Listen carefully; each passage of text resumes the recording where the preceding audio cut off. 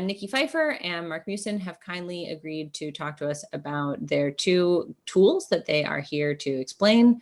One is Open Science Framework from the Center for Open Science, and the other about their two tools that they are here to.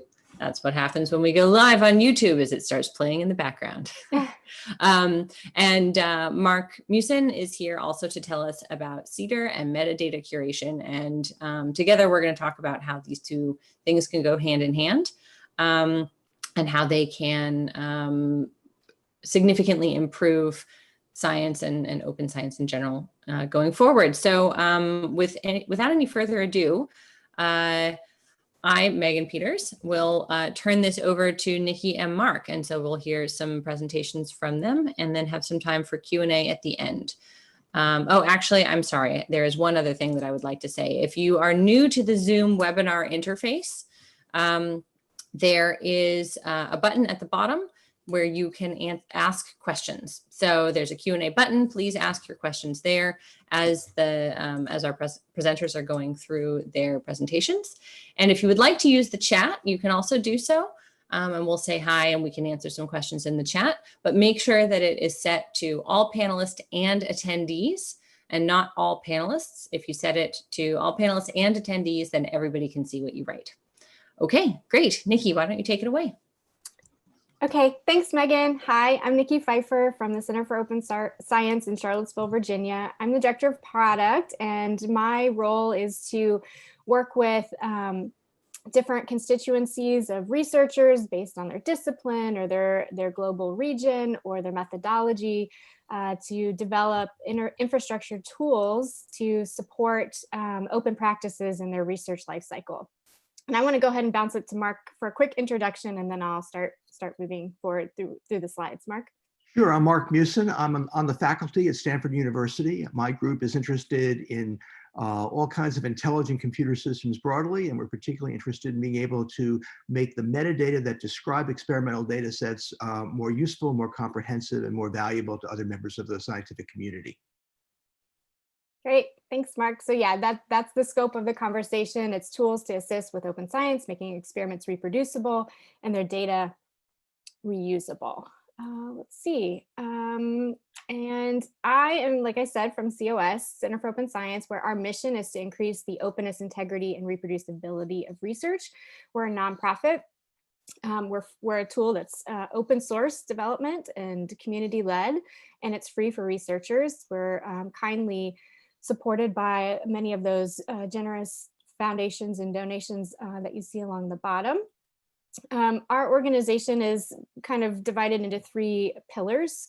The first is policy. So we have a team that focuses on policy incentives to embrace the change, working with funders and institutions around those policy changes, as well as a group in our organization that does its own research to collect evidence of change. So for that, there's replication studies, meta-analysis, and just generally our own research endeavors to get at how open practices are really shifting science more open and for the better. And then lastly, the infrastructure portion, which is the part I spend my time on, to help build technology to enable that change. I'm sure you've seen this curve before. This is what the sort of culture change of open science trends like. This is culture change in general, what it looks like. And you see in the beginning how you have these small percentage of innovators, then you move into early adopters, early majority, late majority, and laggards. What we've done at COS is to sort of put that on its side and look at the different activities that we do. So just to try to align our activities around the different stages of culture change.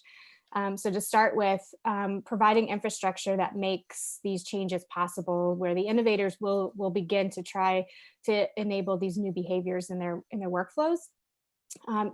Adding to that, on top of the infrastructure, user interface improvements and a really solid user experience to make it more easy for them to bring along their collaborators and their other network of folks in their fields or in their discipline, and to start to enable a little bit more of that majority change. And then communities, bringing along those larger groups, those communities, to make these behaviors more normative. incentives that would make it rewarding, and then the policies that will actually push us all in where we have requirements.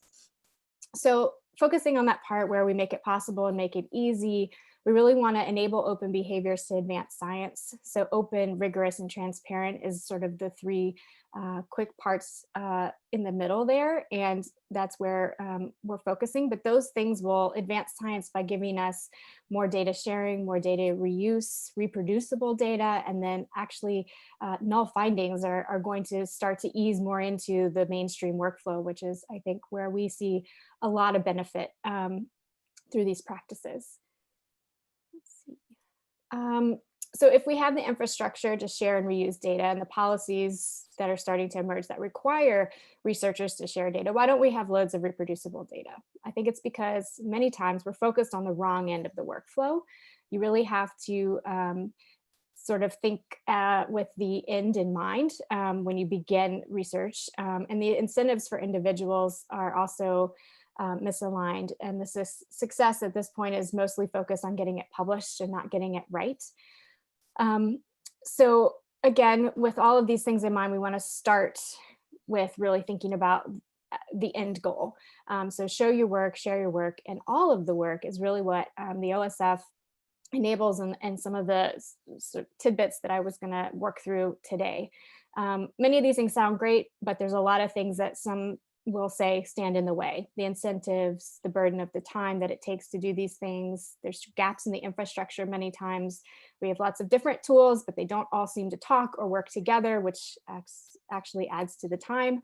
It can be overwhelming to know, with all the tools that are starting to emerge out there, which ones actually support the open practices and which ones might actually not. And I'm not saying that many don't, but there are certain things that we can look at to help identify those.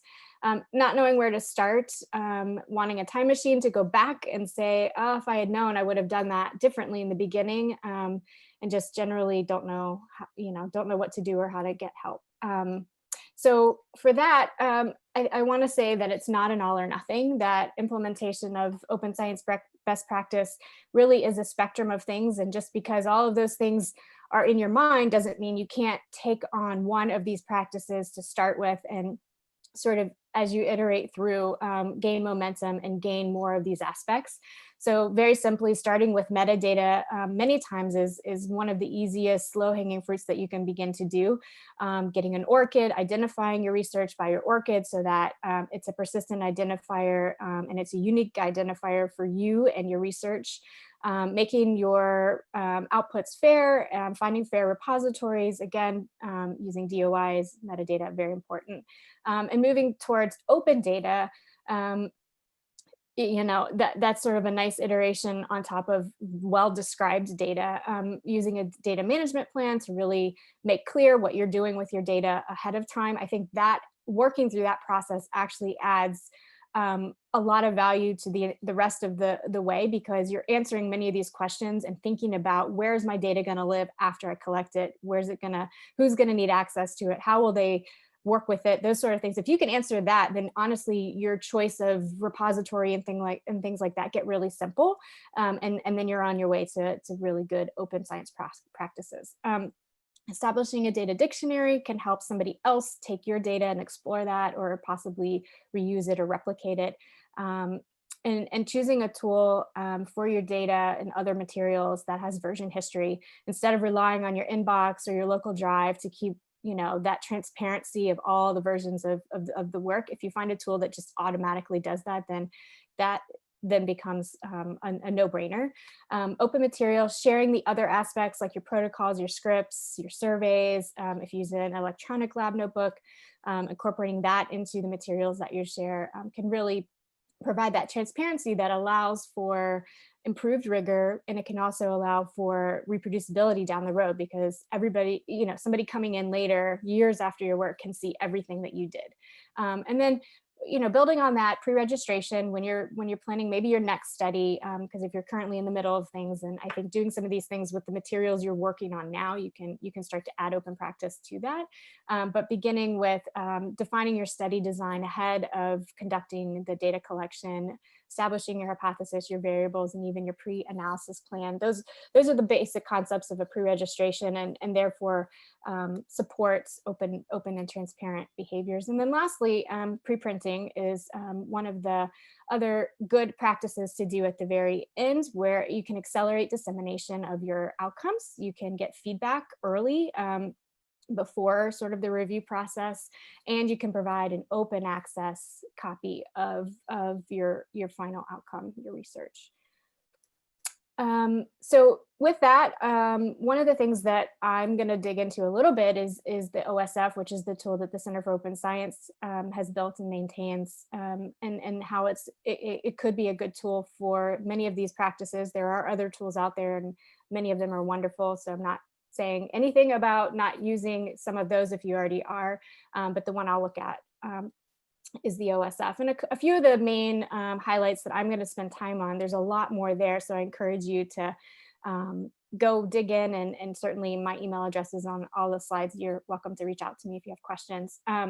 It's support for the entire research lifecycle. So I'll look at project management, collaboration, pre-registration workflows, how you can manage your files and share them, and how funder compliance can also be met using the OSF. So I'm going to break from my slides for a minute and move into the OSF to do a few small little demonstrations or just a quick tour around. This link at the top is the link to the same project that I'm going to be looking at. So you're more than welcome to follow along with me, or just watch the screen and you'll be brought along. So that's the URL, osf.io/8A4MT. Nikki, before you pull that down, let me just type this into the chat here. Oh, sure. 8A4MT, yeah? Yep. Did I get that right? Okay. Yes. Cool. So yeah, now you guys can click that and follow along if you guys want. Okay, sorry, I stopped the share so that I can switch to a different window. So one Perfect. moment.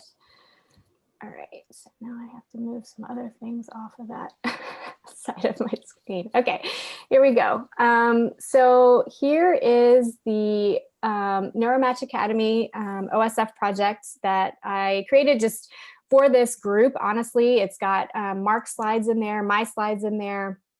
It's also got a lot of information around good practices and templates that you could reuse if you wanted.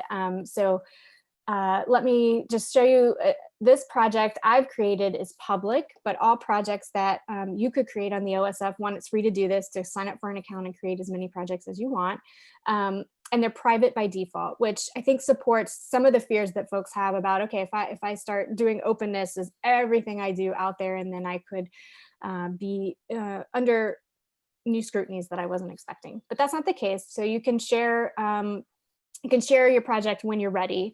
And one of the neat things too about OSF projects is they're really flexible as far as how you can structure them. And so this project is a top level project and I've made it public, but I also have created, for demonstration purposes, a data component where if I was doing a research study, I might have other protocols and things that I'm working on in a private setting. And when I'm ready, my collaborators and I have finished the process, we could actually make them public, but each component under the project has its own sort of setting. And so I think if you went to that project, you wouldn't see the data component because it's private and only I and Mark can see it because we're collaborators on this project. Okay, so also I am the only collaborator on that project. So that's that data component. So that's another thing to highlight, is that each project and component has its own set of public and private settings, but it also has its own group of collaborators, which means you can add the right people to different aspects of the work or not, depending on how you need to keep things contained. So then also looking at contributors. So on a project, there's a contributors tab where I can easily add different collaborators. I can give them different permissions, and then they can do certain things and not others, which is really nice that it's not an all or nothing. So looking at this, Mark has some privileges to add and configure components and edit content, but for this, he couldn't delete this project, for example. And adding a read contributor just gives them the ability to look at and view that content, but not necessarily to make any changes. So also an item to mention that's fairly unique to the OSF, and that is the many storage integrations that are already built in. The reason for this is to sort of meet researchers where they are. You might be using some of these storage tools already in your workflow. We're not in the business of storage. We're not actually trying to duplicate the good work that these other tools do and do very well. But bringing them into the OSF allows you to select one, configure your repository or drive. And then when you go to the project, what you'll see is those files that are in my Bitbucket that aren't shared with anybody are now here and available for my collaborators to view. But because this project is public, they're also made public. And so I think same for Google Drive, and there's lots of other sources there. So it's a nice win just to minimize some of the file movement and things that can actually take a lot of time and burden. And I guess the other important aspect of what the OSF can support for open practices is the registration workflow. So going to any project, you can create a new registration, and there's several different templates, and we're actively adding more. We're working with several communities to provide existing data templates, qualitative analysis templates, systematic reviews.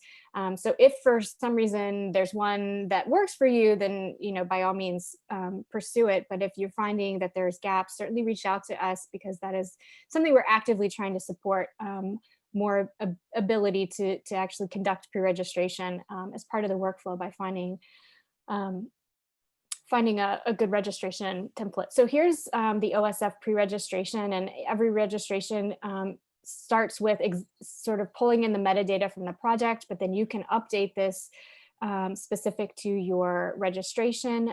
This one's a very robust form. It's one that we developed over many years working with lots of diverse communities. So it's very much the general agnostic registration workflow, where you identify your hypothesis, your design plan, you specify things, you can upload files to support your study design and other aspects, and then final registration of that puts a time-stamped immutable copy of your projects and files that you uploaded at that time. So it's a really pre-commitment to the work that you're going to do. And I want to make sure I call out to you that just because that happens doesn't mean things can't change. You can always go in and create a new registration or an update to a previous registration if that's something that you're worried about. And the last thing I just want to show is for public projects, there's this analytics tab, which gives you the ability to see who's looking at your materials. I know that sometimes feeling like open things, you don't really know what's being done with them, or don't know who's accessing, or potentially trying to define the answer to that, what's the impact of the work. And I think here you can see where people are coming from, and you can see what the popular pages are, and over time how many visits things are getting. So I think this is trying to support that need by researchers as well. So that's my quick tour of OSF, and I'm going to pop back real fast. No, I'm not. Sorry, I was trying to find my slides, but I can't. Oh, there they are. Okay. Pop back to the slides real fast just to finish up one last aspect, which is I just really like to call this out. That open data is the effort I think everybody is trying to work towards, and it's really important that comes with metadata and ideally a data management plan for that data. But there's so many other pieces underneath the waterline. If you look at the data as the iceberg, the tip of the iceberg, sort of the culmination of the work, there's so many other things underneath with the previous versions, the raw data dictionary, all those things are really important to provide so that your data can really have the additional lifespan that I think you intend with data reuse and exploration and even replication. So that's my portion. And there's my email address if you need it, and I certainly welcome you to reach out. And now I'm going to pass it to Mark, who's going to talk a little bit about how OSF and CEDAR could potentially solve some metadata needs. And can I pause for 2 seconds before we do that? I just want to remind the audience, we've got some great questions and we're going to do them all together at the end, because I think that after seeing how OSF and CEDAR can play nice together, the answers to those questions will be more interesting and informative. But keep those questions coming in the Q&A box. This is great. So thanks, Mark. Take it away. Sure. Well, I'm going to talk about the top of Nici's iceberg, and I'm going to claim that the top of Nici's iceberg is actually just as interesting as the bottom, believe it or not, because I'm going to be addressing a different issue. OSF to date has really stressed issues of making sure that data are rigorous and reproducible. And I'm going to argue that that's really important, but we also want to make sure that those data can be re-explored in ways which can lead to new discoveries. And that's an important aspect of open science, which has gotten less attention, but I think is really important. And I want to sort of communicate that by telling you a story. This is a colleague of mine named Pravesh Khatri, who is a self-described data parasite. And what Pravesh does is really great science, but he doesn't go into wet labs. He doesn't see patients. What he does is he goes and finds other people's data online. And through other people's data, he can look for genomic biomarkers that tell him when patients might have incipient sepsis, when they might have TB, when doctors need to distinguish a viral infection from a bacterial infection, when there's a question of whether an organ transplant is being rejected. He has biomarkers for all these important clinical problems. And he's now, of course, working on COVID, because everybody's working on COVID, and we have to have good diagnostic tests there. But Pravesh has never actually walked into a lab, never touched a pipette. And what he's been able to do is just absolutely remarkable stuff using other people's data. But you can be a Pravesh only if you have some accessible repository where the data are available, where you can actually find the data that you need. And actually finding data is really hard. Data are often described using descriptions that don't tell you what the experimental substrate was, what the subjects were, how they were run through particular protocols. And as a consequence, finding the data that you need for the kind of work that Pravesh does is really, really difficult. So the data need to be self-describing. Third parties need to be able to make sense of what the experiment was. And data need to be intended to be reused, to outlive the experiment for which they were collected, even to outlive the investigator who collected them. That's all wonderful, except when you actually look at most data repositories, what you find is, well, to use the technical term, crap. You find that investigators view their work as publishing papers, not as leaving a legacy of reusable data. And as many of you who are experimentalists already know, creating good metadata is really, really hard. If you want to put data into GEO, the Gene Expression Omnibus, which is the repository that the National Institutes of Health maintains for transcriptomic data, what you find is that you're given a spreadsheet with very little guidance. You have all kinds of things to fill in. You don't really know what goes where. You don't know what requires a control term. You don't know what possible list of control terms you need. Creating these kinds of metadata are hard. And what that means is if you're a guy like Pravesh, trying to, for example, find the patients in a repository who have data set specimens, who have a certain age, well, that kind of a search is much harder than you would expect. Because if you search for the age of the sample or the age of the subject in a database like GEO, you get age and age and age and pop age and age after birth and age in years and all kinds of variations. So Pravesh wants to find subjects of a certain age in GEO. He has to figure out all the ways in which people could have expressed the term age. He has to anticipate what are all the typos that could have been entered into the description of those metadata descriptions. And then he has his graduate students spend weeks culling through the results of searches on GEO to find the records that he wants. He can never feel confident that he really has good recall. There's always questions about precision. And it's really, really hard. And in the past 5 years, there's been all of this excitement about the need to make data findable, accessible, interoperable, and reusable, or making data fair. And it's a wonderful idea. It's a great goal, but making fair data so that people like Pravesh can actually find the stuff they need is really, really hard. The first thing you need really is to make sure that you're using standard terminologies or ontologies to describe what exists in data sets completely and consistently. So you're using the term age in a standard way and not allowing investigators to put any variation that they might choose. Well, the good news is in biomedicine, we just have tons of ontologies that are really very valuable that people use for this kind of stuff all the time. There's the gene ontology, which is really good for describing almost any biological process that takes place within a cell.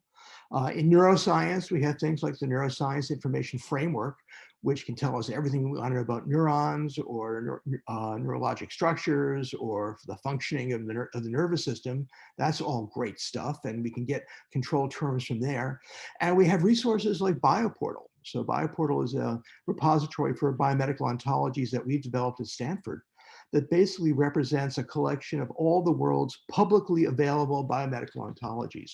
And people can search BioPortal for the stuff that they need. The challenge is there are so many biomedical ontologies that it's really hard to know what are the right ontologies to use in a particular situation. And we'll get to that problem in a moment.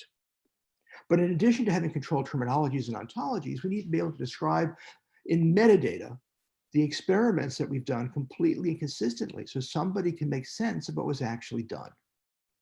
So when we look at experimental data, we want to know what are the data about, how can we search for additional data that we might be interested in, how can we group the data into similar categories. And the good news is 20 years ago, the microarray people were on top of this. So they got together and they realized that they can't publish the results of microarray data in journals because nobody wants to read a journal article that includes how 25,000 genes turn on and off over time, and they have to be put in databases. But those databases need to have metadata that are sufficiently well described so that people can know what was the substrate of the experiment, what microarray platform was used, what were the experimental conditions.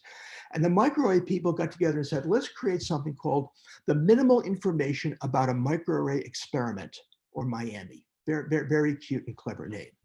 And the idea is that Miami was a checklist of all the things that the metadata about a microarray experiment needed to contain in order for somebody else to figure out what exactly the experimenter must have done. It seems like a really straightforward kind of thing, but 20 years ago, this was pretty remarkable. No one really thought that the metadata should be that comprehensive or that complete. People thought they could just read the journal article and find all that stuff out, but we know that the method sections of journal articles are getting smaller and smaller, and the font size for the method section is getting smaller and smaller, and often they're getting relegated to online addenda rather than actual parts of the actual paper that people might read. So the microarray people said, look, we need to make sure that the metadata that are stored online with our data sets will allow a third party to actually know what we've done. And that was great. And then the T-cell people got into action and created MIATA for the minimal information about T-cell assays. And soon there was MiniMES and Miss Fishy. And in the neuroimaging community, BIDS, the brain imaging data structure, has become an example of the kind of minimal information model about online data that has been extremely helpful so that data parasites like Pravesh can figure out what investigators have done. But you know, it's good to have terminologies that are understandable and controlled. It's good to have minimal information models like Miss Fishy and Miami, but you need a platform, you need an infrastructure that makes it easy to describe experiments, maybe even makes it fun, so that you can get information online in a way where third parties like Pravesh can figure out what's going on. And that's why we developed CEDAR. CEDAR is the technology created by the Center for Expanded Data Annotation and Retrieval. We were funded for a long time by the National Institutes of Health to create technology as part of the Big Data to Knowledge initiative. And what CEDAR provides is an ecosystem where scientists can perform their experiments and generate data sets, the kind of thing we do all the time. Community-based standards groups, like the folks who created Miami, can get together and describe what it is that metadata for different classes of experiments need to contain. And CEDAR users can take these metadata descriptions and create formal templates that are computable, that can be stored in a library, so that ultimately users can fill in the templates for the kinds of experiments that they're performing with the kinds of metadata that would allow a Pravesh Khatri to figure out what they've done. And CEDAR allows the data sets and the comprehensive metadata described using these community standards and puts them in public repositories like those that are available through OSF so that you can understand exactly what's been done in an experiment and analyze the data in a coherent way. So if you look at this cartoon, you can see CEDAR allowing the authoring of metadata templates, allowing investigators to describe what are the kinds of things that need to be said about a kind of experiment. And fortunately, there's not a lot of work to develop those templates, and most people don't do those templates. They use templates that have been created by others. They annotate those templates, they fill them in to describe the metadata for particular data sets. And then CEDAR provides the ability to take the template filled in, describing the metadata with the corresponding data set, and to upload those to appropriate repositories. And what you see in the rightmost panel here is a kind of a trick. CEDAR stores all of the metadata that people author using the technology. As you'll see in a moment, because CEDAR has accessible this cache of previously entered metadata, it's possible for CEDAR to actually analyze those metadata, look for patterns in the metadata, and use those patterns to make it even easier to fill out the templates. So here's what CEDAR looks like. I'll show you in some PowerPoint slides, and we'll show you a really quick demo. Here's the CEDAR library. It has a whole bunch of metadata templates, templates that have been filled in. If we're interested in this one that's been filled in for the biosample repository at the National Center for Biotechnology Information at NIH, and we're interested in human specimens that have been described in biosample, we can click on populate and see what metadata look like in CEDAR. CEDAR's metadata, like most metadata, are attribute value pairs. We see that the sample name has a value 56, the organism is Homo sapiens, the tissue is skin of body, the sex of male, the isolate is not available, the age of the subject from whom the specimen was taken was 74, yada, yada, yada. And the good news is all of the fields in CEDAR, all those field names are controlled terms in some ontology, and all the values, when possible, represent controlled terms from some ontology. So we don't have to mess around with spreadsheets and guess what people might need to search for if they want to find metadata. So here's an example. Here's biosample human, not filled in at all.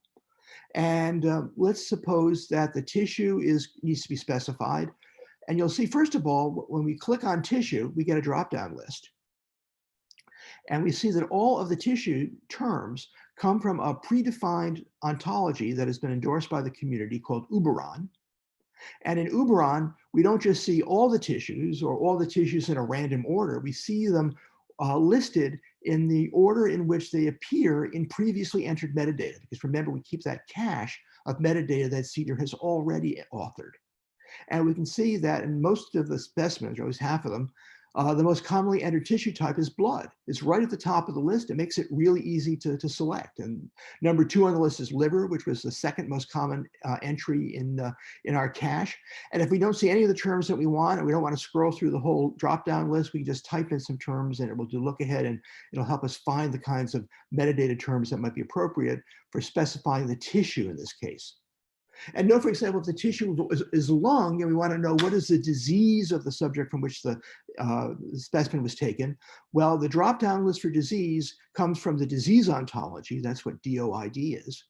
But we don't see the terms in the disease ontology in random order or in ontology order or in alphabetical order. We see them listed in the order in which they were selected if all the other conditions of that template were filled in, as you see. So for example, when the tissue is lung, most of the time, the disease is going to be lung cancer. And then it's most likely going to be chronic obstructive pulmonary disease or squamous cell carcinoma of the lung, and so on. If we say the tissue is brain, then we're going to resort the list, and the user will see at the very top of the list is Parkinson's disease, and then CNS lymphoma, then autistic disorder. And so the ability to learn from previous metadata entries makes it really easy to fill in these templates. And it's a lot easier to fill in these templates with drop-down lists that are tailored to the situation than to try to make your way through these kinds of spreadsheets that are typically used for creating the metadata that most of us are already used to. So the CEDAR Workbench then provides the ability to author templates, to fill in the templates, and then take the filled in templates and the metadata and to put them into repositories. And if you like, I'll show you what that looks like. Here, for example, is what one sees in CEDAR when one logs in. And I can log in with my user ID.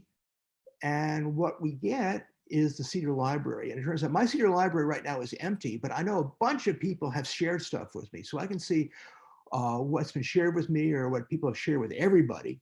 And it turns out there are some entries in the library that deal with BIDs, the standard mechanism for describing the metadata associated with neuroimaging. And just to show you what a CEDAR entry looks like, here is a BID.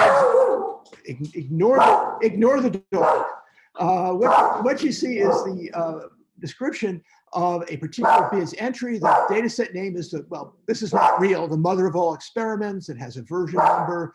It has a license. And notice, because CEDAR allows you to specify things through drop-down lists that are predefined values, I can make sure that what I enter for this value is going to be correct and searchable and what people want.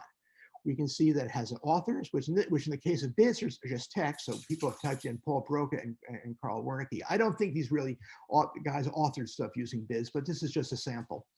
And so you get the sense for how somebody can use a template to enter detailed information about what we might want to put into a description of metadata for a particular neuroimaging study.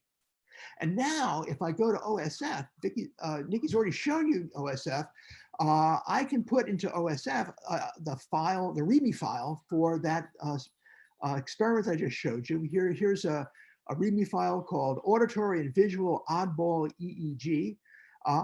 This again, I think, largely fabricated. But what's really important, you'll notice, is that in this file, it says, if I want to see what the CEDAR authored metadata for this experiment are, because CEDAR allows you to publish metadata directly to the web without even having a CEDAR account, just having an OSF account, you can click on this button and you can see through the link exactly what I showed you before when logged into CEDAR, but now we're just logged into OSF. And OSF allows us to present the same metadata that you saw earlier as a web page that we can access directly through the OSF project. And so here's an example of how we can bring OSF and CEDAR together. And as we'll talk later in the discussion section, what we really want to do is have that integration much more tight so that we can make sure that the information that is available through CEDAR is also shared through other aspects of OSF and that the authoring becomes even simpler than it is now. So if we go back to our slides, really the whole idea here is to make it easy for people to be able to enter information about their scientific experiments. We want to get rid of spreadsheets that people screw up all the time, that are not standardized, that don't really deal well with controlled terms. We want to make it so that when you search for metadata online to get the data sets that you're looking for, you don't have to deal with typos, with variations. Everything is already formalized and consistent with the way that the communities have said metadata should be described, and that everything is findable, accessible, interoperable, and reusable. I would argue that until we can have standard templates like those in CEDAR, until we can fill them in with terms from controlled terminologies when that's appropriate, we're going to be in a situation where online data will never be fair and will never be able to do the kinds of reinvestigation and re-exploration of existing data that really the community wants. So we want to standardize metadata structures with common templates. We want to fill in those templates with controlled terms whenever possible. And we need technology that makes it all easy. Technology for filling in these templates, as you've seen in CEDAR. Technology for assisting with reproducibility and rigor, as you've seen in OSF. And ultimately, we see CEDAR and OSF addressing complementary problems, sort of the top and the bottom of that iceberg, where OSF is allowing investigators to manage their workflows, to register their studies, to share files and data, basically ensuring rigor and reproducibility. CEDAR helps that for sure, but the main goal of CEDAR is to make it possible for investigators to annotate their data in standardized ways so that the data parasites of the world can find the data that they need, can re-explore them, and can integrate their data with other people's data to basically have economies of scale that can lead to new observation and hopefully new discoveries. And so one of the things that Nikki and I are very much interested in doing is finding ways in which that integration between OSF and CEDAR can be made even tighter than what I showed you, so that fundamentally we have a comprehensive infrastructure that can address the whole gamut of requirements for ensuring that experiments are rigorous, reproducible, and that one can make new discoveries from scientific data in the most straightforward way possible. So we're really excited about that integration. There's a survey, if you have a chance, we'd like you to take that will allow us to learn more about what you may have gotten out of this session. But we are just really excited about the opportunities here, and we hope that you are too. Thank you so much. Awesome. Don't put that slide down. I'm gonna type that into the chat box and create a link here. B4CEPCU9. Okay, I think I got that right. So thank you very much. That was a really excellent talk, and as evidenced by the questions in the Q&A box and the chat, I think that people are really engaged with this topic. And I love how it was Yeselt who actually preempted your slide by about 15 seconds when they asked, these seem like complementary techniques, OSF and CEDAR. Like, are you going to talk about how they kind of go together? And like, that's the whole point, is that they really do, as you then said 15 seconds later, Mark, they address complementary problems. And so great. that survey, if you guys have ideas about how these two can work together, Nici and Mark and their whole teams really want to hear from you. And so go and make an account on OSF and make an account on CEDAR and play around and answer the survey and give some feedback on how best to kind of make these tools work together. So we've got some great questions, and we've got a good 15 minutes to answer them. So that's fantastic. Some of the more like yes, no questions, I see that Nici has been busy during Mark's talk. And has answered a bunch of these in text format. So that's great. So if you guys want to take a look at some of Nici's answers. So maybe we can start by just making sure that of those ones, there aren't any that we want to follow up on, because I know Mark was talking while you were giving answers, Nici. So maybe we can just take a quick scan through, or we can go to some other ones, Mark, and then come back to these to make sure that we don't want, we give you a chance to answer. As long as Nici answered the questions about my stuff correctly, I don't care. Okay, great. Yeah, so these are some of the ones that seem like there could be. And Nici, you got to most of them. That's great, but keep them coming, guys. So come up with more questions, and we'll answer them live in verbal format as well. So I think some of these may warrant a little bit of follow-up too. So some of them are things like, is there an API, or like, is this free? And so that's great that we can kind of have a very quick answer to some of those. But some of them I think maybe warrant a little more discussion, like the difference between pre-registration and a registered report. Nici, your answer is spot on, and that's awesome. But maybe we can use this as a jumping off point to talk about the importance of doing pre-registration and the value in doing pre-registration, and also like why it's worth the effort to do pre-registration. So maybe we can start there, and then I'll make a strategy as you guys maybe answer that question. So why do we do pre-registration? What's the difference between a pre-registration and a registered report? And why would we want to do this? So who wants to take that one first? I'll offer it to Mark because I answered so many already, but I'm happy to jump in too. Either way. I think pre-registration is really important because it's the way that scientists can communicate to the world that they're not cheating.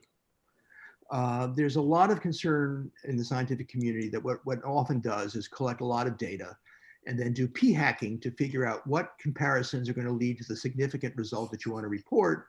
And that's the one that you communicate. We all know that when making multiple comparisons, there's a good chance that at least one of those comparisons is going to be statistically significant, spuriously. And so the reason that we pre-register studies is so that we can tell the world before we even begin to collect our data, this is what we're looking for. And then when we do our study and analyze results, we can say, hey, we found it, and you'll have credibility. There's a real challenge when you don't pre-register your study, because then people will always wonder, well, is this really what the data show, or is this what by chance the data showed to be significant, and we can't really trust those results. So that's why pre-registration is important. When it comes to high-stakes studies like clinical trials, where you have human subjects who are taking risks in order to participate in a study, then it's required that one pre-registers so that the subjects in those studies are not going to be undergoing risk unnecessarily. And I think in general, it's the sort of thing that investigators want to do so that when they publish their actual journal articles. They can point to their pre-registered information and say, look, this is what we said we were going to look for, and this is what we found. Yeah, I think that's and that really speaks to the value also of doing this. And you know, it's maybe a little bit more work to do a pre-registered report. You have to think through all of the stuff that you're going to do ahead of time instead of doing the fun exploration later where you're like, oh, let's try this, let's see what happens. But it makes your science more believable on the other end. It aids in replication. And it shows you as a transparent and open scientist. And so I think that that's really important for establishing that you yourself believe in good science practices and that you're doing good science yourself. Cool. Okay. So I'm trying to just skim through and pick of the ones that Nici got to, if there's anything else that we might want to expand on. But while I do that, there are a couple questions that she didn't quite get to, despite her efficiency. And so one of them, I think, actually, I know that it was just asked, but Alexander's question, I think, is really great, which is how do we incentivize open science practices? Kind of follows on this idea of, you know, pre-registration is a lot of work, but it's a good thing to do. How do we incentivize all of open science practices, or how can we best incentivize open science practices, especially among junior researchers? Because it's a lot of extra work and there's a lot of pressure to publish now and to be very productive now.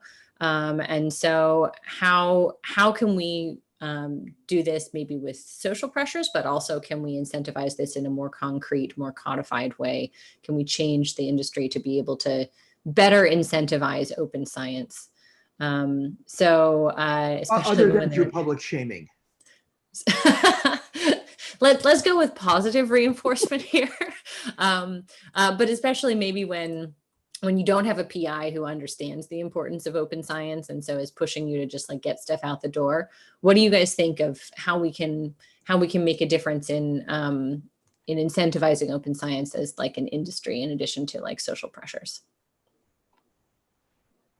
What do you guys think? I'm happy to take that. Yeah, it doesn't matter. I have ideas too. Then Nici, you definitely have to take the next one. I think in industry, what people are recognizing is that open science, although maybe not open in the way we might traditionally think about it, is really important. I am really struck by what's happening in the pharmaceutical industry, for example, where over the past 20 years, we have gone from maybe 100 pharmaceutical companies to maybe 6. Well, it's not quite that bad. But the increasing merger and acquisition that we see within pharma has led to a situation where an industry will acquire some other company and then have no idea what science was done by the company they just acquired. There's a real intellectual asset problem in being able to know what the experiments were done, what the experiments showed, and is there some miracle drug sitting on the shelf somewhere that was identified through some experiment where only if you knew what the experiment was, you could pull it off the shelf and make $1 million or $1 billion. Right. And I think that incentivizes industry a lot to move toward these kinds of practices, even though they may not be wanting their data to be publicly available to people like Pravesh. So it's really about like using even industry, even the corporate side of science to demonstrate the true monetary value and the time value of engaging in open science practices and doing good metadata curation, because it makes your company's knowledge more valuable to a potential acquisition. And it also saves you time on the other end. When someone new comes in, you just hand them the open science like pile and you say, here's all the stuff that we did. And you don't have to spend time digging through lab notebooks. If you're a new biotech that has acquired some other biotech, how do you know that you don't have remdesivir sitting on the shelf somewhere that you could start putting to use and saving people's lives and making a lot of money? So there's a real incentive there. The other thing I will add, in academia, we're increasingly seeing people coming up for appointments and promotion, where appointments and promotions committee are looking at more than just the number of publications and where they're published. And the idea of additional measures of scientific productivity are becoming increasingly important, and understanding who's making data available, who else is citing your data when you make it available, are becoming increasingly important components of promotion. So those kind of very standard credits in academia of being cited and publishing can also apply to data sets. That if you create and curate a data set that ends up being particularly useful or particularly informative throughout the scientific community, then that can fit within the existing framework of what counts as scientific credit. And I think if I can put together the two things that you just said, that this idea that, you know, a new person comes in or a new scientist comes in and needs to understand what the current intellectual content is of the lab or the company. This is something that happens all the time in academia. You have a 5-year cycle or a 6-year cycle of your personnel in your lab that you're working in. And so if a new trainee comes in, a new PhD student comes in, think of the advantage in loss of overhead in bringing that person up to speed. So it sounds like there are a lot of concrete ways that we can try to get PIs who might not really recognize the value, like here's some really concrete things that you can hand to those PIs and say, look, here is actually the measurable objective value of doing open science. Yeah, that's nice. Nici, did you want to add anything?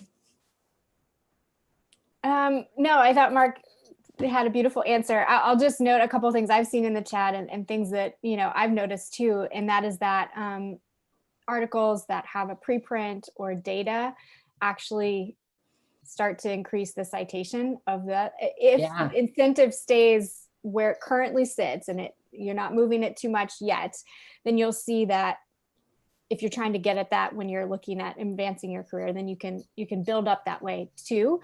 But I have seen like NIH is working towards requiring a little bit more of these open behaviors as part of their proposals, asking about data management, asking about, you know, other aspects of reuse of data. And so I do think it's starting to come into the conversation more. So beginning as an early career researcher and adopting this is only going to benefit you. Yeah. And unfortunately, the PI who doesn't may get left behind, which is sad, but I think this is the shift. And so I think by joining in now, you're helping yourself, but you're also pushing it forward because this is the new generation of research. So maybe fear of missing out is another way of incentivizing Yes. a PI. Again, these are all sticks. I'm trying to show carrots, but yes. No, that's great. No, but it's true. It's like, this is the way that the field is moving. And if you don't want to actively engage with this, you will become a dinosaur. Yeah. Okay, I think we have time for one more of these big questions here. Yvonne's question about how open science practices will somehow influence industry. I think we covered that when we talked about incentives. So I think that one is good. So there's a last question here about security, which I think is a good one also to talk about. So we've talked about the pluses of open science, but now this is about security of anonymized data and how maybe anonymization, like what we think of as private health information or identifying information, how can we properly scrub that from some of these data sets, or can we ever scrub that from these data sets? And so this is a little bit of a less, I don't know, like starry-eyed, excited way of ending the session. But I think it's also really important to highlight that this is something that we need to think about. So would you guys have any comments about that? I think Mark said this was mine. So I'll start. He can add. I don't want to dominate. No, it's fine. I agree. This is the fear that people see and consider when they actually step out into public sharing. And I think there are some tools in place that can help if this is a true concern. And, you know, there's different tools out there that do different parts of this, but, you know, keeping the raw data that does contain identifiers and things, you know, private in a way that people can request access to it and gain access for good research planning, part of their existing data research or something else, that is the way I would suggest, if this is the concern to do. And we've actually seen several models of this where pre-registration is used as that gatekeeper. So I have existing data. I tell you everything about this data collection, the study design, the protocol I use. I tell you everything I can except for the parts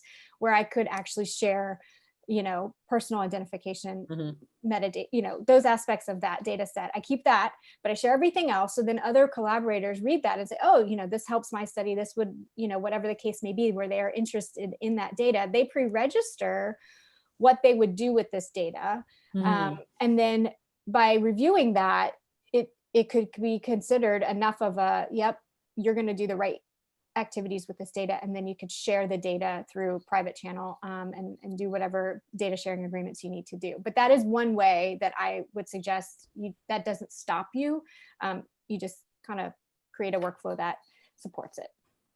I think that's a really nice also demonstration of the flexibility of doing open science, that open science doesn't mean dump everything onto the internet forever. And just like, that there are some cases where doing open science doesn't require just completely like putting everything out in the open for like full transparency. And that's okay. We can still do open science, and we can still do pre-registrations and have transparency in our approach to doing science without necessarily going, fully towards de-identified or identifiable information and stuff like that. So I think this is a really good point, that open science is about like a practice of transparency and not about one particular way of doing it. Okay, so because we have another session right after this one, I'm going to ask for just some very quick parting words of wisdom from Nici and Mark.